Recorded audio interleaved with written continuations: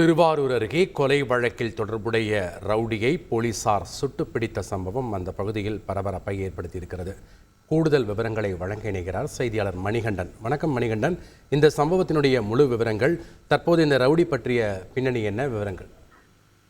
வணக்கம். திருவாரூர் மாவட்டம் களப்பால் கிராமத்தில் கடந்த 9ஆம் தேதி முன்பகை காரணமாக மாரிமுத்து என்பவரை 3 பேர் கொண்ட நபர்கள் நடு ரோட்டில் அரிவாளால் வெட்டி படுகொலை செய்தனர். இந்த வழக்கில் கொலை செய்து கடந்த 2 மாத காலமாக திட்டம் தீட்டியதாக ஒரு பெண் உட்பட 6 பேரை போலீசார் கைது செய்யப்பட்ட நிலையில் மேலும் பல நபர்களை இந்த வழக்கில் காவல்துறையினர் தேடி வந்தனர். இந்த நிலையில் இன்று நீடாமங்கலம் அருகே 6 பேர் கொண்ட கும்பல் வழிப்பறி செய்வதற்காக நின்று கொண்டிருந்ததாக நீடாமங்கலம் உதவி ஆய்வாளர் சந்தோஷ்குமாருக்கு தகவல் கிடைத்ததாக கூறப்படுகிறது.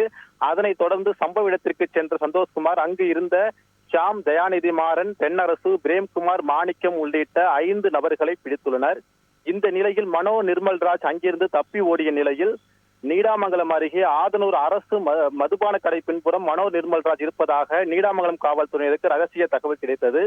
உடனடியாக சம்பவ இடத்திற்கு சென்று நீடாமங்கலம் உதவி ஆய்வாளர் சந்தோஷ்குமார் மற்றும் மன்னார்குடி நகர காவல் நிலைய காவலர் விக்னேஷ் ஆகிய இருவரும் சம்பவ இடத்திற்கு சென்று மனோ நிர்மல்ராஜை பிடிக்க முயற்சித்த பொழுது கையில் வைத்திருந்த அரிவாளால் மனோ நிர்மல்ராஜ் காவலர் விக்னேஷையும் வலது கையில் அரிவாளால் வெட்டிவிட்டு தப்பி ஓட முயற்சித்துள்ளார்.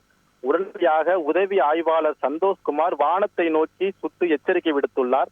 அதனைத் தொடர்ந்து தப்பி ஓடிய மனோ நிர்மல்ராஜை உதவி ஆய்வாளர் தன் கையில் வைத்திருந்த துப்பாக்கியால் வலது காலில் சுட்டு பிடித்துள்ளார். அதனை அடுத்து சம்பவ இடத்திற்கு வந்த காவல்துறையினர் காயம்பட்ட காவலர் விக்னேஷையும் சுடுபட்ட மனோ நிர்மல்ராஜ் இருவரையும் திருவாரூர் அரசு மருத்துவக் கல்லூரி மருத்துவமனைக்கு அழைத்து வந்து அனுமதித்துள்ளனர். தொடர்ந்து இருவரும் மருத்துவர் கண்காணிப்பில் தீவிர சிகிச்சை அளிக்கப்பட்டு வருகிறது. மேலும் இந்த சம்பவம் தொடர்பாக திருவாரூர் மாவட்ட காவல் கண்காணிப்பாளர் ஜெயக்குமார் நேரடியாக மருத்துவமனைக்கு சென்று காயம்பட்ட இருவரையும் பார்வையிட்டு சம்பவம் குறித்து கேட்டறிந்தார். நன்றி மணிகண்டன், உங்களுடைய தகவல்களுக்கு.